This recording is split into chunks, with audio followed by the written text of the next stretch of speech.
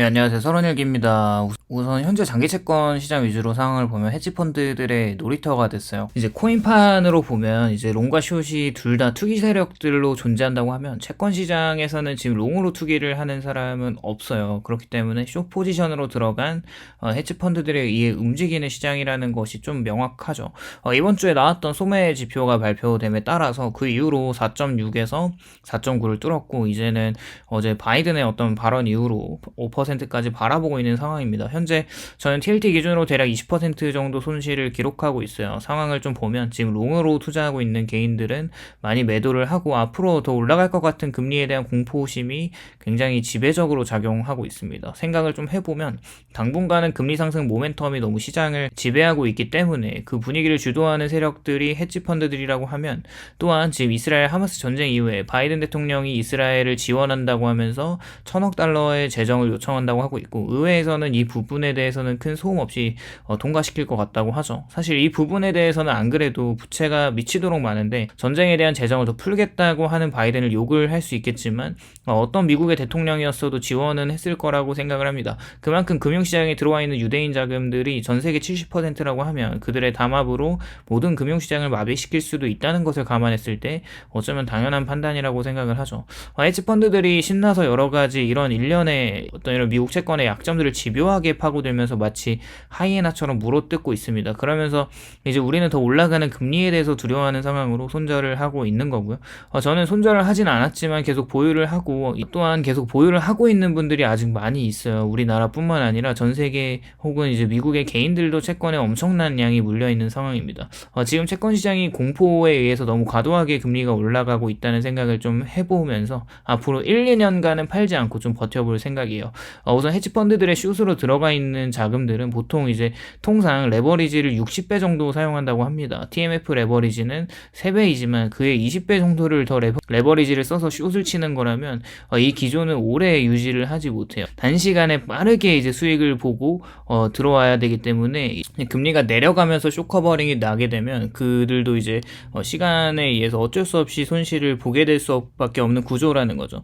분명히 이제 장기간을 바라보면서 투자하는 관점이 아니라는 거예요. 그렇다고 채권 발행을 할 때 그것을 사는 수요가 줄어들어가고 있지만 지속적으로 롱 포지션으로 보유하는 세력들이 분명히 존재를 합니다. 그리고 간밤에 이제 20년물 채권이 입찰이 나는데 한 5.2% 정도로 이렇게 낙찰이 괜찮게 됐어요. 이제 수요가 좀 많았죠. 그리고 이제 10년간 5%를 준다라고 했을 때 10년간 따박따박 5%씩 연간 이자를 받고 10년이 되는 해에 이제 명목상으로 원금을 받을 수 있다는 것은 기대 수익률이 엄청 높지 않은 투자 자산들에게는 정말 땡큐라고 보고 이제 기관들은 들어가고 있죠. 이제 개인들이나 특히 우리는 4% 이상에서 정말 매력적이라고 생각했던 채권을 투자했을 때 그 처음 투자했을 때 생각을 한번 해보면 지금 너무 두려워하는 이유가 사실 투기적 관점에서 들어가지 않았을까라는 생각을 한번 해보고 정신을 차려봤습니다.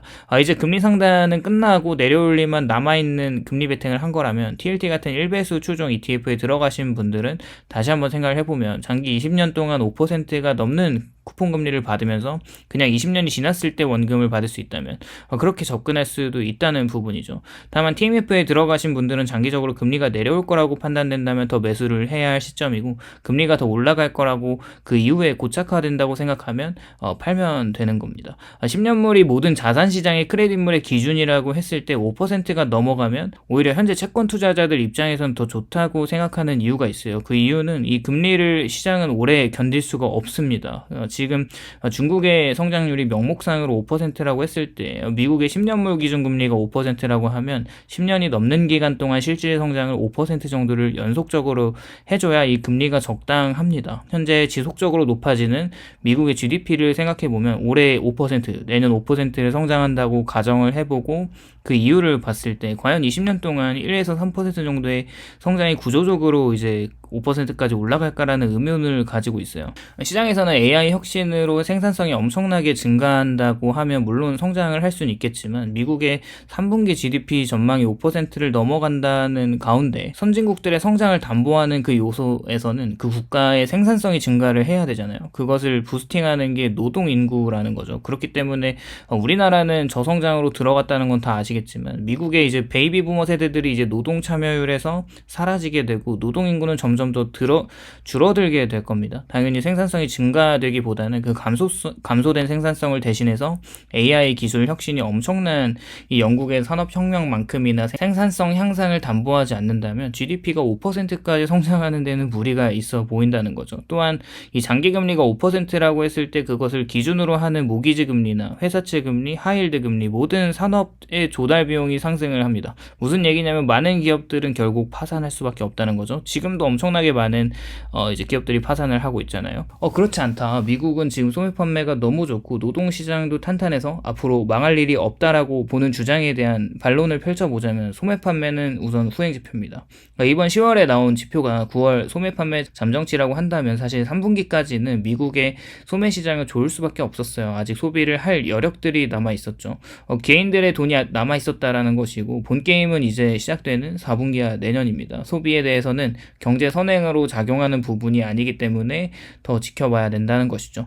또한 인플레이션에 의해서 가격이 올라간 조정 이후에 판매된 것을 집계한 발표가 소매 판매 집계이기 때문에 사람들이 소비를 많이 한다는 것이 비용 증가에 따른 착시 현상일 수가 있다는 거죠. 이번에 자동차 쪽에서 소매가 높게 나왔는데 이것도 계절성을 본다면 이제 9월 달에 샀던 그 자동차를 10월에도 사고 다음 달에도 사고 계속 살 수는 없잖아요. 그렇기 때문에 더 지켜봐야 된다는 겁니다. 좀 더 냉정하게 생각을 해보면 지금 손절을 하고 채권 시장을 떠났을 때 이제 내년부터 시작되는 경기 하락 지점에서 이제 본 게임이 시작될 텐데 저는 1, 2년 구간 동안은 더 지켜봐야 한다고 생각을 하고 좀 고통스럽겠지만 이게 구조적으로 과연 이 금리와 미국의 성장이 계속 담보할 수 있는가라고 봤을 때 좀 냉정하게 다시 한번 생각을 해봐야 된다고 생각합니다. 그리고 저는 오히려 이 5%까지 올라간 이 시중 이제 10년물 금리가 그냥 그 상태에서 계속 좀 있으면 좋을 것 같아요. 더 올라가면 더 좋고요. 왜냐하면 그 고금리를 정말 버티기가 더 힘들어지는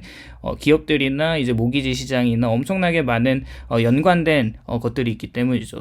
이제 미국 채권에 투자한 많은 이제 국가나 기관들이나 은행들이나 이제 보험사나 어떤 이런 연기금 같은 곳들이 미국 채권이 계속 무한대로 상승을 한다면 그것도 망할 수밖에 없어요. 우리가 망하는 거는 그냥 이제 솔직히 말하면 굉장히 아무것도 아닌 수준의 엄청난 재앙이 온다는 것이죠. 어쨌거나 다들 성투하시고 이제 인내심을 가져야 할 때인 것 같아요. 그렇게 생각해 보시고 도움이 되셨다면 좋아요와 구독을 또 부탁드립니다.